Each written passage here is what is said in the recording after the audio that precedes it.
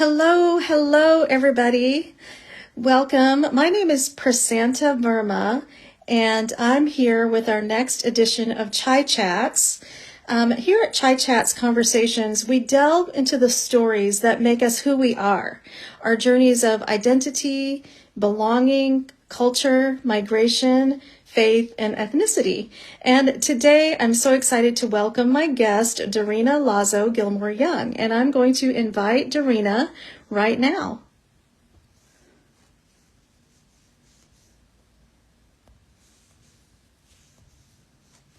Just hold on just a second while I get Darina on.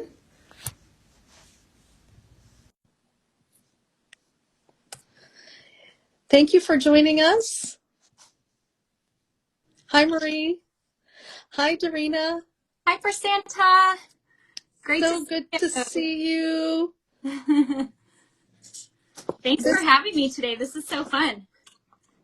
Yeah, I'm so glad that you were able to join me for Chai Chats Conversations, and I'm so thrilled that you could be here today. I was just explaining that here at Chai Chats, we delve into the stories of identity and belonging that explain who we are, our culture, migration, faith, and ethnicity. So I'm going to introduce you, Darina, and Darina Lazo Gilmore-Young is an author, speaker, former news reporter, podcaster, and longtime runner. She writes from her multi-ethnic experience about culture, faith, food, grief, and running. Darina is a storyteller for Dayspring's Encourage community and has contributed to multiple books with them. She's a published author with some more titles forthcoming, and Darina and her husband Sean are raising 3 brave daughters in Central California. So welcome, Darina. So glad you're here. Thank you. I'm raising my glass of chai to you. I just brewed it. Yes. I saw Michelle Reyes asked in the questions what my favorite chai mug is, so I had to bring it to show you. That's great. I didn't get to see it. There's a little bit of a lag, but here's my mug. So tell me, how do you like your chai? Oh, you know what? I love chai. In fact, I have a group of friends. We call ourselves the Chai Sisters because we have been making chai, going out for chai, and eating Indian food together for probably 17 years. It's a long time friendship. And so I love all different types of chai. My favorite is a little bit more on the spicy end, and I love cardamom. So I'm always looking for some good cardamom content in there. I know some people make it from scratch. Today I brewed this one that's actually from Hawaii. It's called Mana, and it's a loose leaf chai. That sounds wonderful. I love it. I love it. There's so many ways of drinking chai, and I love to hear from other people what they particularly enjoy. So now, since we're talking about chai, I wanted to ask you about food because you are also a foodie. So I wanted to hear, tell me about what foods you love. What foods speak comfort and home to you? Well, since we're talking about chai and Indian food a little bit, I will say that Indian food is a comfort food to me. I love Indian food. It's like my first choice if I'm visiting a city to find an Indian restaurant, and I like making it at home as well. So I think what I make at home is pretty limited, but my favorite things to make are like butter chicken or dal. We also make samosas sometimes. So those are comfort foods to me. Those are like my favorite. And then I come from a multi-ethnic heritage. So we do a lot of cooking with both sides of my family.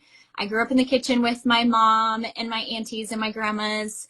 So my dad's side is predominantly Filipino, but he grew up in Hawaii. And so we make a lot of Filipino food, which includes pancit. I wrote a children's book about that. It's a noodle dish, and lumpia, which is the Filipino version of egg rolls. On the Italian side, and a lot of people, especially in the U.S., eat Italian food. We love to make like homemade raviolis. We make special pastries. So there's like comfort food in each of the cultures. I love it. You make me hungry. I love all of that. Well, you touched on your ethnic background, so I think it's a good segue into asking you, I think I always like to start at the beginning. So tell me where you were born and where you grew up. Yeah, I love that. Well, I was actually born in California. I was born in San Jose, California. And then my parents moved to Chicago when I was just 2 years old. So I really grew up in Chicago from age 2 until 18 when I went to college. I ended up going to college in Grand Rapids, Michigan at Calvin University. So I got a taste of California, and then my dad would always talk about California. And after college, then I landed a job with a newspaper here in California, and that's what brought me back to California. And I've been here 20 plus years and built my family here as well. So what was it like growing up? You said your father was a Filipino background, but he grew up in Hawaii. And your mother, I didn't catch, where was your mother from?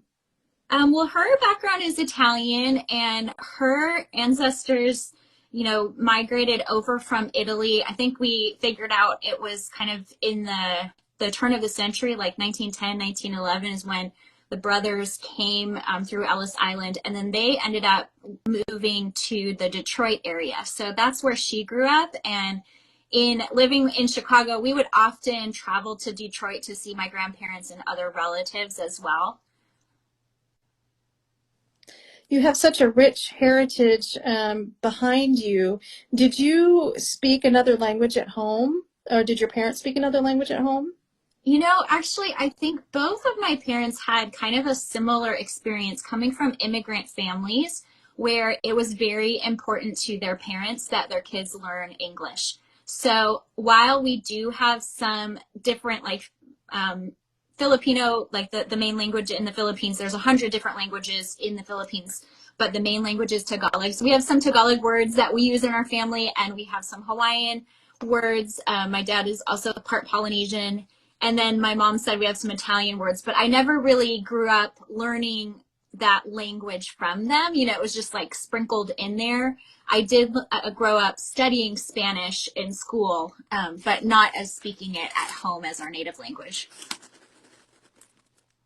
Hmm. Hmm. So would you say, where is home for you then? If you had to pick any place, is it California or is it somewhere else? Well, And I know home can mean different things. I'm talking like geographically, physically. yeah, no, that's such a great question. And especially because I have lived all over the country and all over the world. Sometimes that's hard to answer, but I think honestly, I can say that I am a California girl now. I've been here 20 plus years. This is where I was born and have put in roots. And one of the things I love about California is such a diverse place, both culturally and even the landscape and geography. I live in the Central Valley. So I live in the valley, but I'm, half an hour to lakes and an hour to Yosemite National Park and mountains and such. That has become my home as well. I love that because California is so beautiful and there are so many diverse cultures and ethnicities in California. Um, so I wanted to ask you, when we're talking about our different ethnicities, one thing I love to ask people and I love to learn and know is, on those forms where we have to check off a box where it asks, what is your identity or what is your race? How do you normally check that box off? That was such a difficult thing for me growing up because I don't really fit into any of those categories. And I was really excited when they started adding mixed race to a lot of those forms and even some of the government forms because I felt like, okay, well, this more accurately describes me because, our family is a mix of Asian and then the Italian side. And then we have a little bit of Polynesian, Indian, Chinese, even a little bit of African roots in there when we did our ancestry.com. And so I really identify with more of the mixed race experience because it's unique. Even though we have a lot of things that we celebrate within those individual cultures, I think especially for me and for my children as well, that growing up mixed race is its own experience. I love that. I love that. So, I was going to ask you, because checking off those boxes is not the complete story. So for me, Asian or Asian American is usually the box that fits closest to what I am, but it doesn't really reflect that complex background. So if you could, I think you kind of answered the question, but if we could just, they could say, well, here's a short answer. Okay, here's what you checked on the box, but give me your short answer. And I love what you said about mixed race identity. And how do you, like, in raising your girls and your family, what would you share or share with our listeners about how do you raise your children with that mixed race identity? Yeah. Oh, I love that question. And I'm certainly still on the journey and learning. I have three daughters, and their ages are 10, 13, and 15. So preteen and teenagers, and we're constantly having these types of conversations. And as I got married, our family became even more of a blended family. So my late husband, Eric Lee, his family heritage is Armenian, as well as Scottish and Irish. And so my girls are, half their daddy's side, and then joining with our Italian, Filipino, Indian, Chinese, Polynesian side. And then my husband went to heaven 7 years ago. He died of cancer, and I got remarried. And so my husband, Sean, is Chinese American. So we have all these different cultures coming together. And we're very intentional, I would say, about celebrating those. So we take time to celebrate some of the different holidays of the different cultures. For example, like we just had Lunar New Year, which we have started in our family to make, some special things that ways that we would celebrate Lunar New Year. I didn't necessarily grow up celebrating Lunar New Year, but it's something that in joining Sean's family and my family together is important to us, and our girls really love that as well. I think the practice of making special foods at different times of year, I would say, especially at Christmas time, my Italian family, we make a special pastry called pita piatta, and it's an all-day affair. It takes all of everyone in the family that we get together, and you make this special dough, and it's got cinnamon and sugar and chocolate chips and just all these spices. Well, this is something that I grew up making with my grandparents and then with my parents, and now teaching it to my kids. So the legacy and even the story of our family and our migration comes out in the cooking of or baking that special pastry. So those are some of the ways that I'm intentional with my kids. We love to read stories and books that are of people of different backgrounds, and we especially love seeking out literature that is about some of our cultural background, and then the food, like I mentioned, and some of those other traditions. So I think, we're kind of making it up along the way. Isn't that what we all have to do as parents? Yes, that's right. That's right. I love how, food is so much about a part of our migration and ethnic journey. And I love your ideas about being intentional with your children about choosing those foods and making them together and reading the books, and just really making that part of your life journey. It's like part of your lifestyle. It's part of who you are. And I love that. And I think those are some great ideas for us to take away. So you mentioned Eric Lee and you mentioned Sean. So I think this would be, I really would love our listeners to hear, and I don't think I even know maybe the full story, but I would love to hear the story of your first husband as much as you want to share with us, and how you met Sean. Yeah, thank you. Well, this is a wild, what I'll call a God story or a glory story of how all these things came together. I moved out here to Fresno, California, Central California in 1999, and I started going to a church here locally.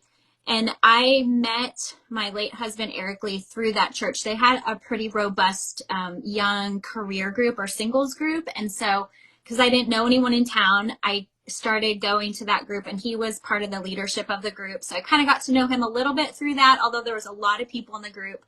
And then where we really started to forge our friendship is that he led a mission trip to the country of Haiti. His parents, actually his mom was born in Haiti. She grew up in Haiti. And then her parents were missionaries there in Haiti. And so Haiti was, like his second home, that he grew up going there and had so much family and context there.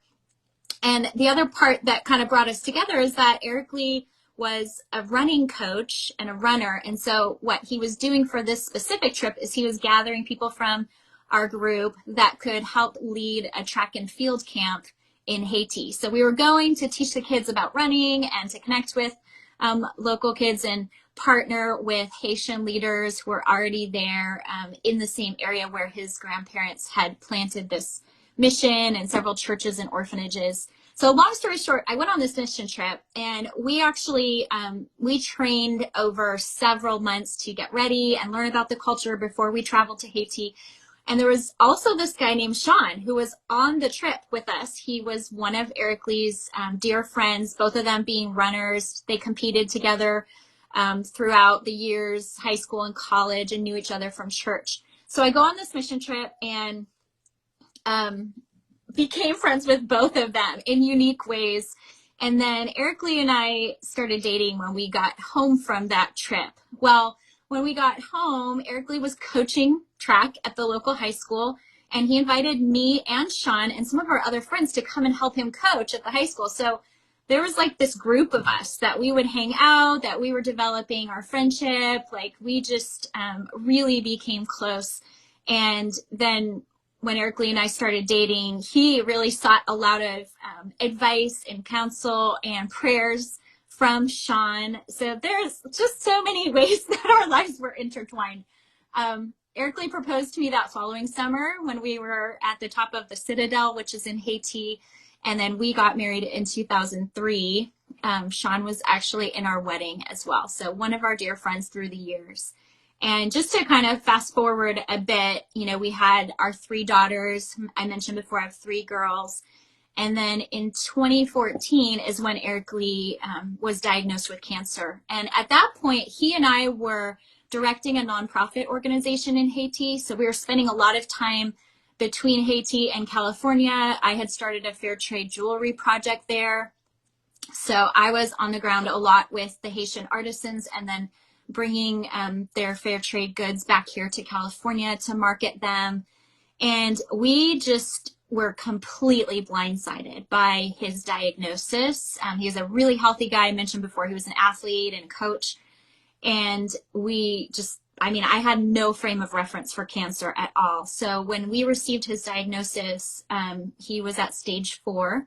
He had melanoma cancer, and then he went to heaven 3 short months later. So it was very fast. At the time, my kids were ages 2, 5, and 8. So I had little kids, and I was teaching at the university. So that just propelled us into this, you know, really difficult time of grief. We were so grateful for just the way that God walked us through that wilderness. And in the meantime, God was unfolding this other very crazy plan that my friend Sean, who had been in our lives the whole time, he'd been one of our supporters of our nonprofit, and he was living out in Maryland. So he and I just kind of reconnected. He had come out for the funeral. He spoke at my husband's funeral, and we just started talking on the phone, and it was just real comfortable because I knew Sean. It wasn't like, oh, I'm, you know, on a dating app or something like that where I'm trying to like put myself out there to someone new. This was a friend who had been in our lives for more than a decade. And slowly I started to feel like, wow, some things are changing in my heart, like that fluttering that happens when you're in the beginning of a new relationship. And it wasn't a new relationship, but it was a relationship that God was molding and crafting. So just to get to the end of that story, and you can ask any other questions you would like, but we got married then in 2016. And Sean's been a part of our family now for 6 years. And I thought it was a conspiracy because when I announced to my dearest friends and my family that Sean and I were dating, I was so nervous and I was so worried that people were going to judge me. But immediately our inner circle were like, oh, we knew that was going to happen, or we were praying that that would happen, or, you know, we knew God was already working. So it's just a beautiful way that I like to call him my Boaz, in reference to the story of Ruth and Boaz in the Bible, that God brought this kinsman redeemer into our lives in a way that we never imagined. That is so beautiful. You know, wow. I mean, I just was, as I was listening to you, I was just heartbroken for you to lose your husband with your children so young, and just the grief process, and just 3 months is just no time at all to process, what was happening to you, and you were just thrust into this new reality. But then, as you said, that there was God was weaving another story in your life. And I think I read somewhere that you actually, Sean was running a race, and he had dedicated that race to Eric Lee, Yeah. right? Yeah. Actually, I just posted about this on Instagram this week. So if anyone wants to go peek at the post, Sean was or is a triathlete, and he's a marathoner. And so that just a few months, I think, after Eric Lee's funeral, he was running in an Ironman race, which was in Maryland where he lived. And he dedicated that race to Eric Lee, and he posted all these great pictures on Facebook, and he had a huge, what we call a PR, a personal record, where he did much better than he ever had before. He had raced, I think, 6 different Ironman races and lots of other triathlons. And so it was just a real sweet kind of dedication that he had put on social media to his friend. And of course I noticed that. And so that was like the little seed of courage to call him. And that's kind of how we started talking on the phone. We had this like standing phone date that we would talk. Actually, it was kind of funny because it was once a week when my kids were going to this therapy for kids. So it was the only time I had to myself. I would park in the parking lot. I'd bring my kids into therapy, and then I'd talk to Sean for maybe 45 minutes. That was the beginning of our relationship. That was the romantic part of it, I guess you could say. Well, I think that's just so beautiful how God brought all these parts of your story together. And I think it's such a hopeful story, because those of us, and many of us, have walked through different stages of grief, different circumstances of grief. To hear a story like that gives us hope that there is, even though we may not see it right now, that there is hope also for us. Hope also for us that there is a story at the end of our journey of grief. And so I love that. I love your story, and how God brought you and Sean together after this tragedy that happened in your life. So thank you for sharing about that. So I guess I want to also ask you, let's talk a little bit about, you and Sean wrote a book. So would you like to share a little bit about that? Sure. Yeah, I'd love to. I'm going to show you the cover. I think it's fun to have the visual, but I have it here.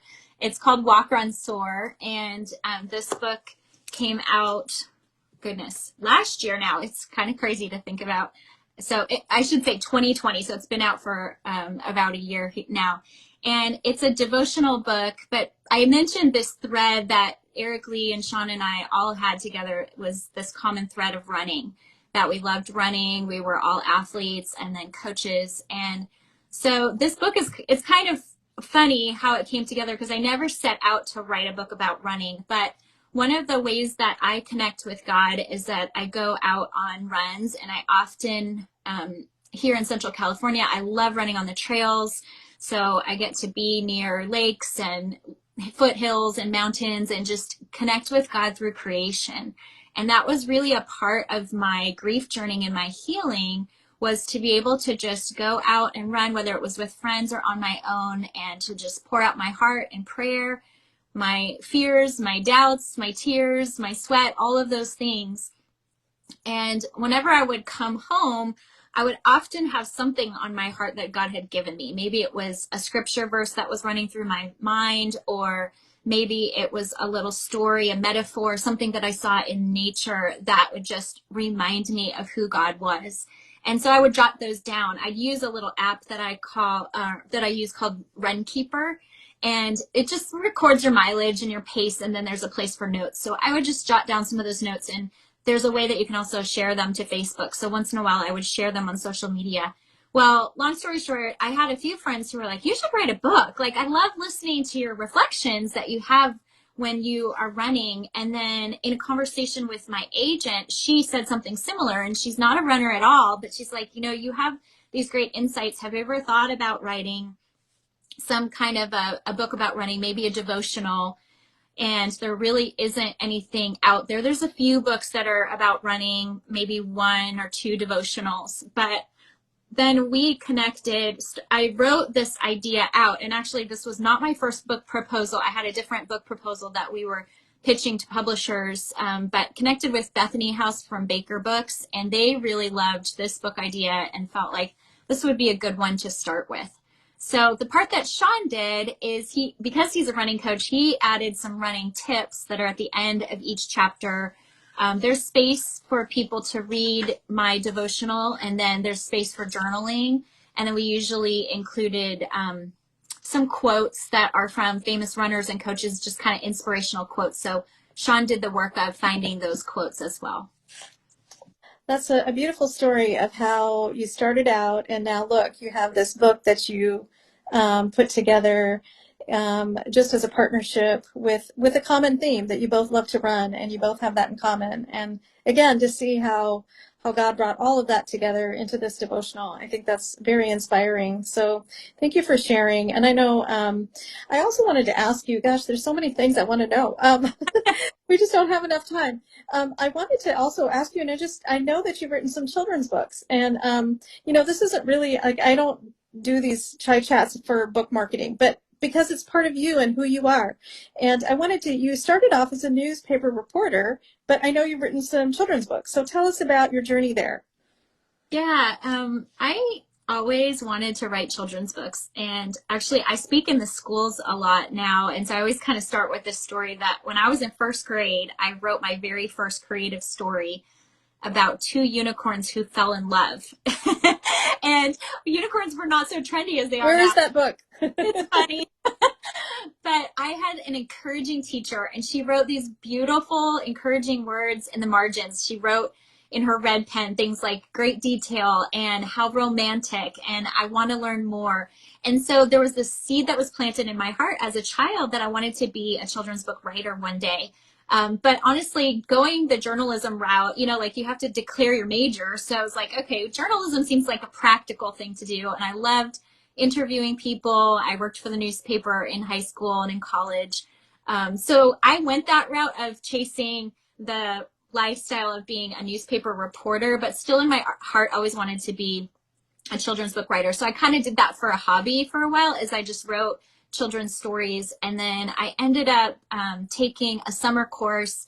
I met an amazing professor, Alexandria LaFay, who's also a children's author. She writes middle grade books as well. And she recommended that I do a graduate program. So from there, I kind of started pursuing an MFA degree. And about that same time, I found a publisher for my book, Cora Cook's Pond Seat, which was actually published 11 years ago now. It feels like it's so old, but it's still the book that is most requested, that has won some awards, and that I get to read in the schools. So it's one of my joys. I love writing in a lot of different genres, but I especially love writing for kids and the creativity that can happen between storytelling and the illustrations.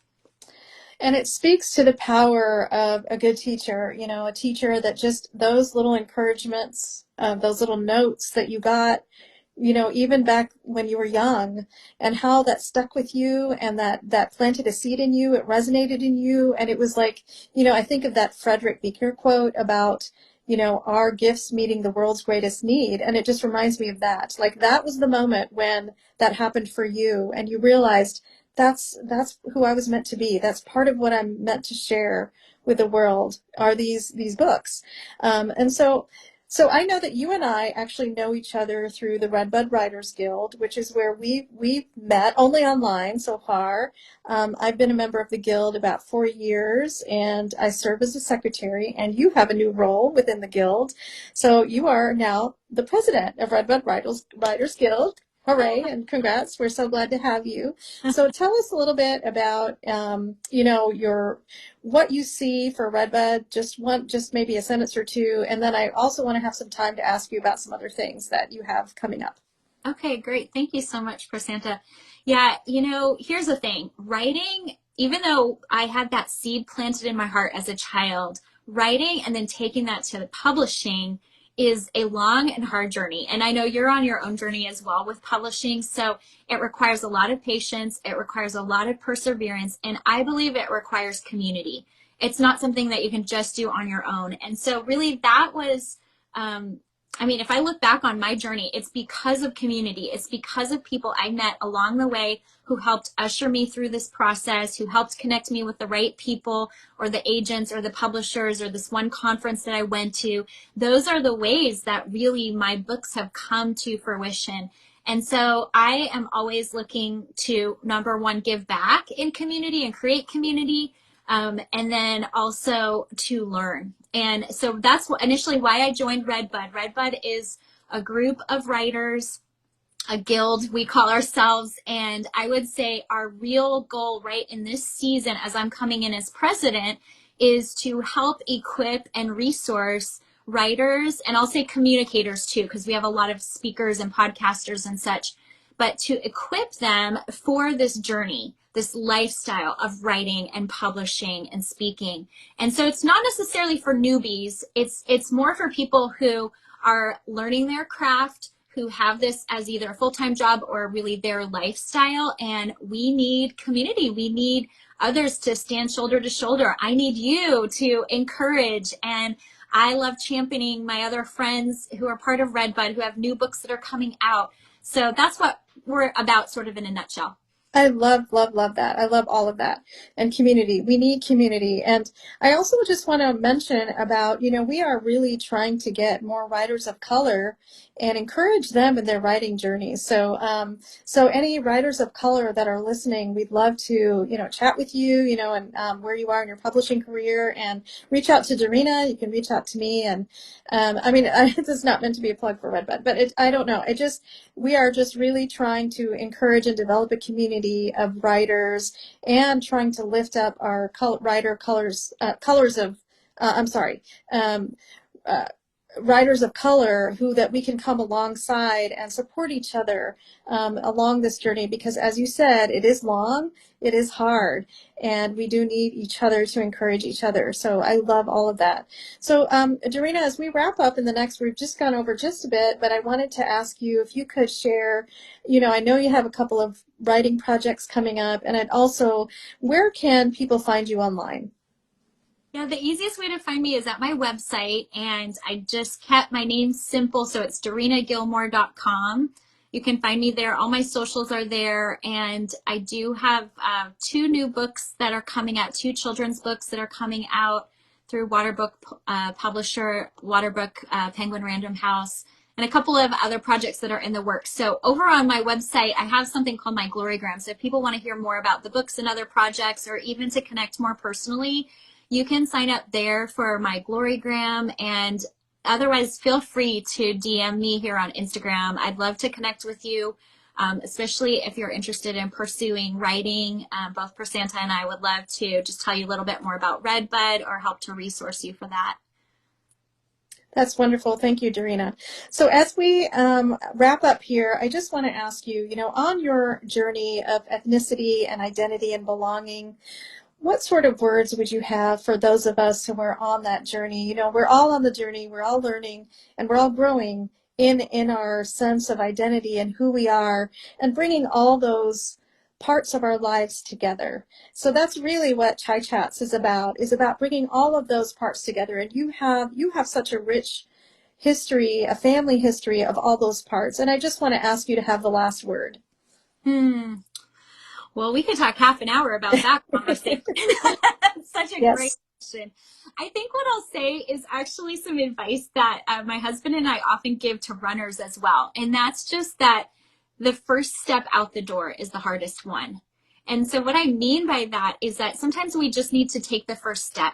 If you don't know about your own family heritage, check out ancestry.com, or ask some questions of the grandparents or the elders who are in your family. Write down some of the stories. If you want to learn about some different cultures, there are all kinds of different resources, books. My family has taken a course through the organization called Brownicity, which is more of a history course. It's called What Lies Between Us. So just taking that one step, I think really will lead you then to the next step. And I think oftentimes when people are not connected with their origin stories or their cultural stories, they feel like intimidated or that they're less than. But really, I think that journey is up to us, that we have to take that first brave step. And I would say for me, just staying curious along that journey and inviting others along to stay curious with me has just been so beneficial. And that's why I love now even exploring and studying culture together with other friends and writing about it. I love, love, love that. Okay, take the first step and be curious. I love that. I think that is a perfect note to end on. So I want to thank you, Darina. This has been so enriching and so wonderful. I feel like I've been encouraged. I feel hopeful. I feel inspired. And I feel like I have things that I can go and do now. So, and practical. So thank you. Thank you for this time together and sharing your journey of identity with all of us. Questions too. I hope that we get to have our chai in person one day, I Prasanta. cannot wait. I hope so too. We're just can't wait for all this, the in person to begin. So I want to thank all of you for joining us. I appreciate you coming, and stay tuned for another Chai Chats coming next month. Have a good day, everybody. Yes, take care. Aloha. Aloha.